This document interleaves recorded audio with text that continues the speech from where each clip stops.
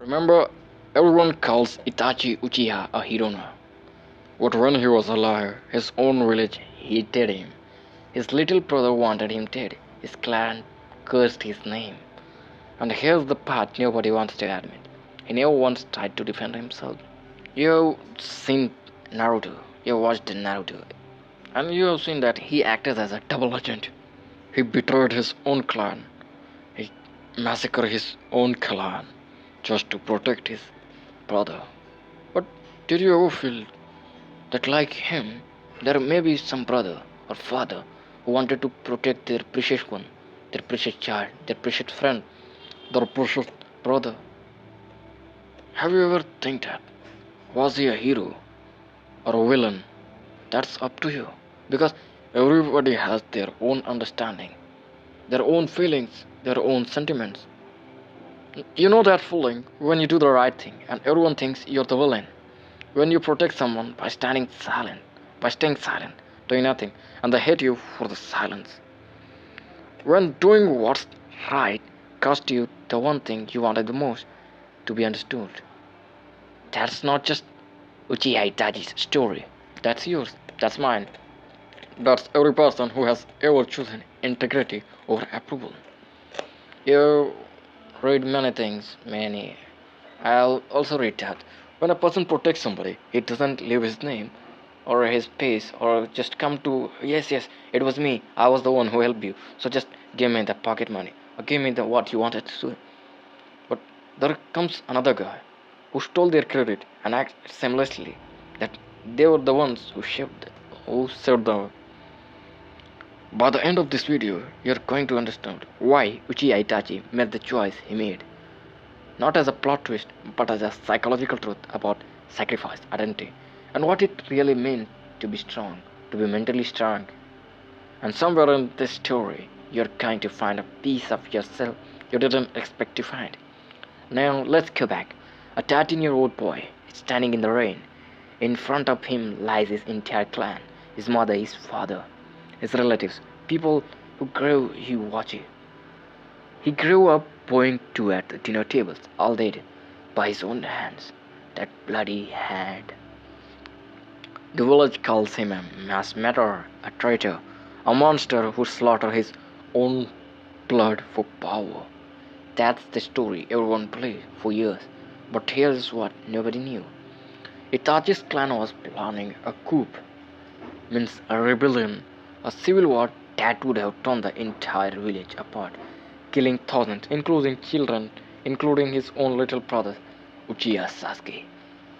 So, Uchiha Itachi was given an impossible choice by his village leadership: stop the coup or watch the village burn.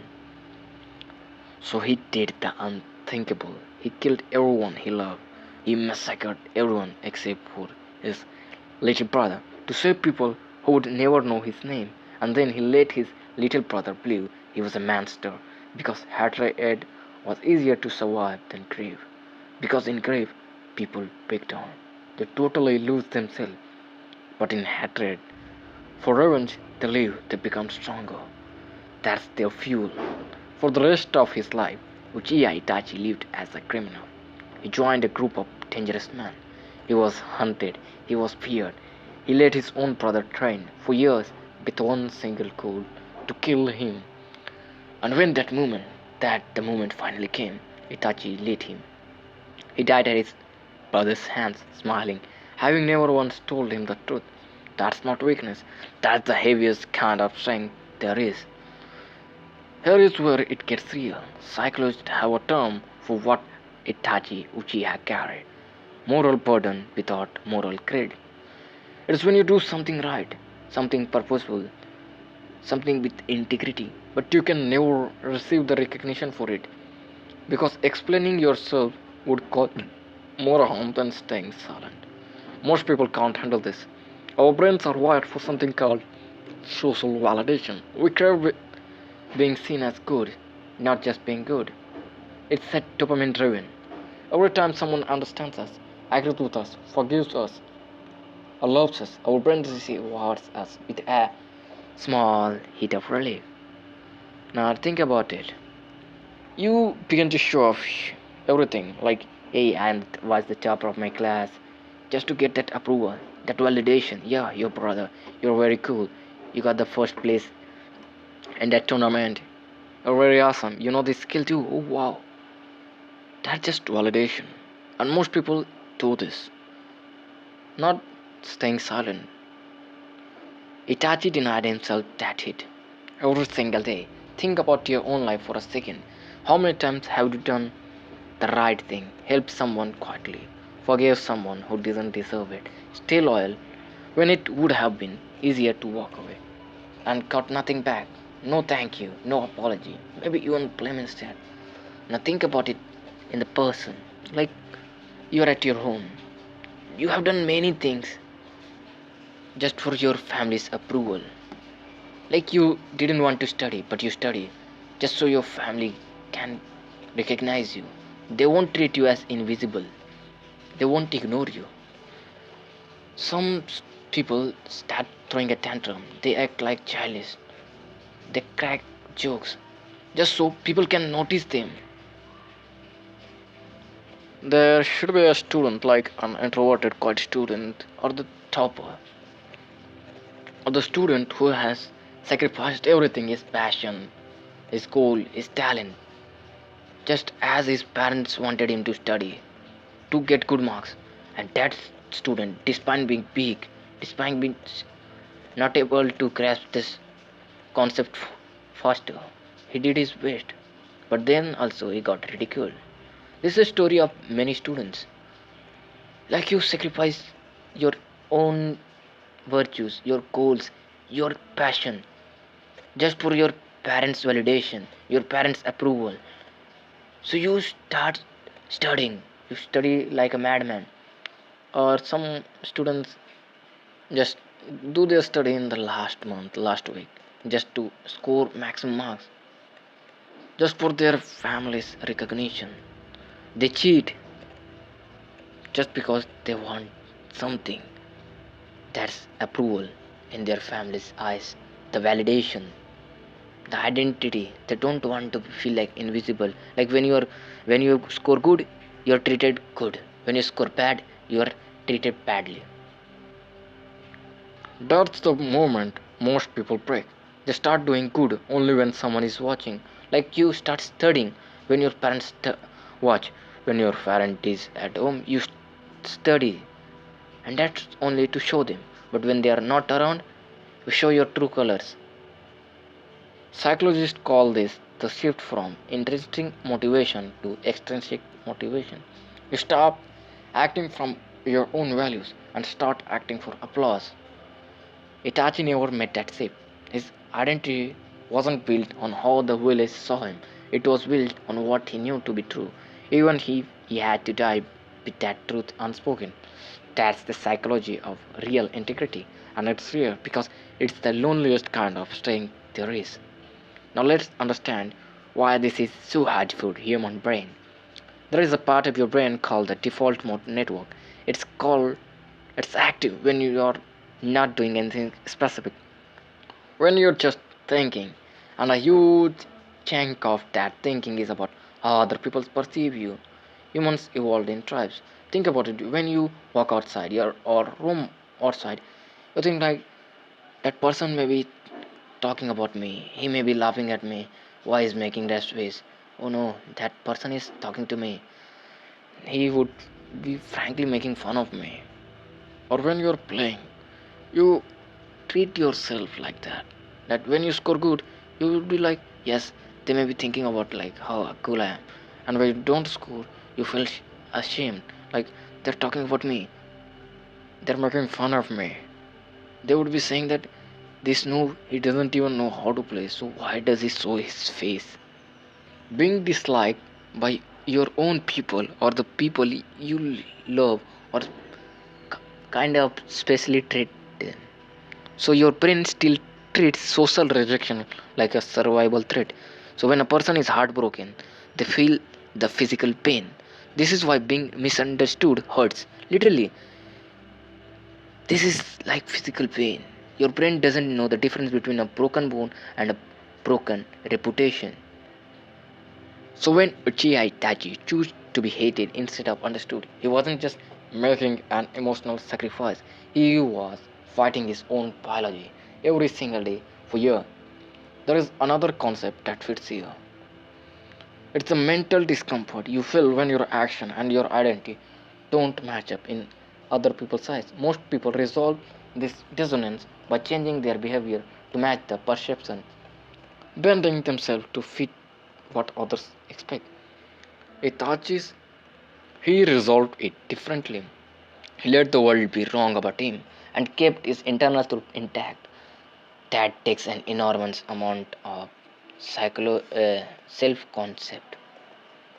Knowing exactly who you are, independent of outside noise. Means when you fix a target, when you choose your goal and you act on it and doesn't care about people's opinion or what they think about you. When you decide who you are and what you want, you doesn't care about people's approval, their talking, their noises. You treat them like dust because now you are focusing on yourself. That's not something you are born with. That's something you build. And you build that energy, that special aura. That's when you are focused on what you truly like. Itachi isn't the only character who understood this. Look at Aaron Smith from Attack on Titan. He sent soldiers he loved to their death again and again. He knows the bigger truth that they won't come alive. He has that guilt. He carried the weight of that guilt, the death of everybody, privately, never asking his soldiers to understand, only to trust him. You have watched that thing. You have watched that scene that many people died in that battle. They know they are weak, but that their soldiers were sent anyway, just to fight them. They know their limits, but they go again and again. Now look at Ayano Koji. Yes, Kiyotaka Ayano Koji from Classroom of the Elite. He hides every emotion. He's like a machine. He knows what to do, when to show himself, his every intention, because showing his true self would compromise the outcome he's working towards. People call him cold, a robotic, a machine, but underneath there is circulation in service of something most people never notice. That how hard he must have trained to achieve this calmness, the perfection over of the control of his emotion. How much year he has trained to be like this, to be skilled at fighting, to be good at studying, to be good at reading people's emotion, to know their every action, their steps. Now look at the Thorfinn. Yes, that Thorfinn. One Thorfinn who was blinded by rage. In order to get his revenge, he doesn't even mind his own health. From Vinland Saga, his entire arc is the opposite of Itachi's. He starts obsessed with revenge. His only reason for living was revenge. Needing the world to see his pain, needing to be the one who delivers justice. It nearly destroys him. Only when he let go of that suffering, that attachment to revenge, he gained recognition.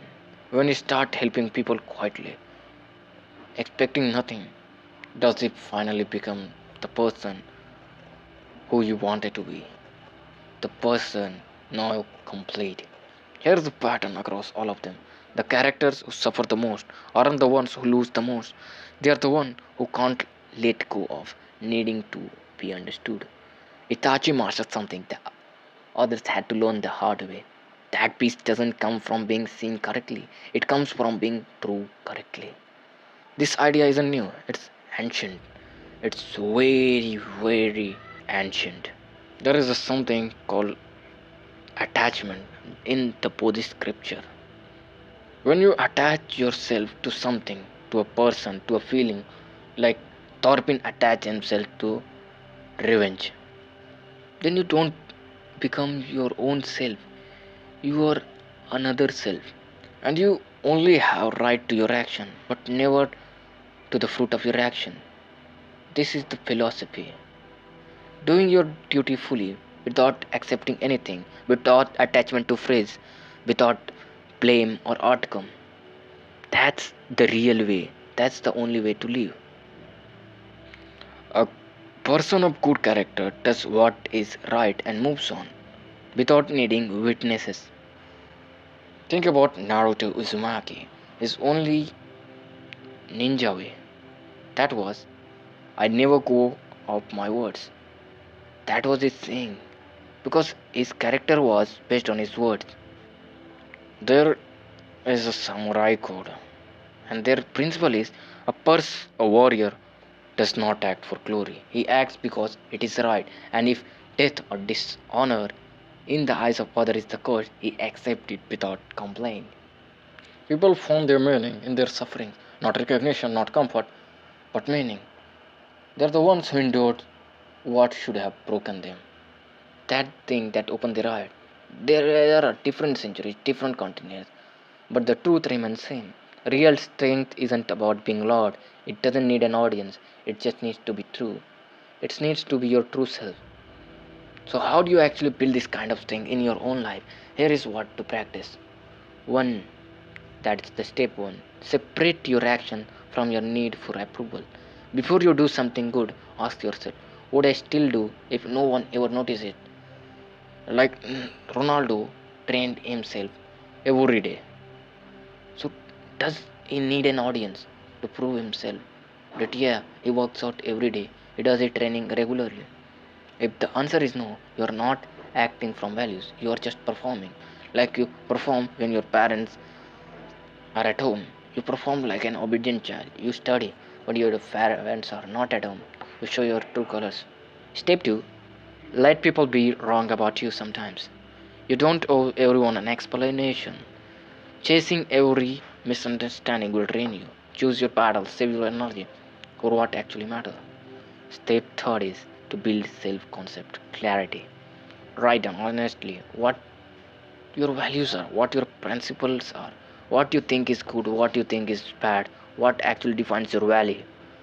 Loyalty, honesty, discipline, whatever it is, just write it down. Step 4. Carry your burdens without needing witnesses. Not every sacrifice needs to be posted, explained, or praised. Some of the strongest things you will ever do, nobody will know about it. That's fine. That was never the point. Step 4. Choose meaning over comfort. When a decision is hard but right, that there is a saying, choose your harder right over easy wrong. Means hard paths are the better ways. The path which feels too easy to be followed, that often misleading. So don't run from the discomfort. Itachi never got to see Sasuke understand him. He never got an apology, a thank you, or a moment of peace before he died. And yet he was still right, because being right was never about being believed. It was about staying true to something bigger than himself. Even when the whole world called him a monster or a massacre. 1 year from now, you will face your own version of this. A moment where doing the right thing means being misunderstood. Means think about it.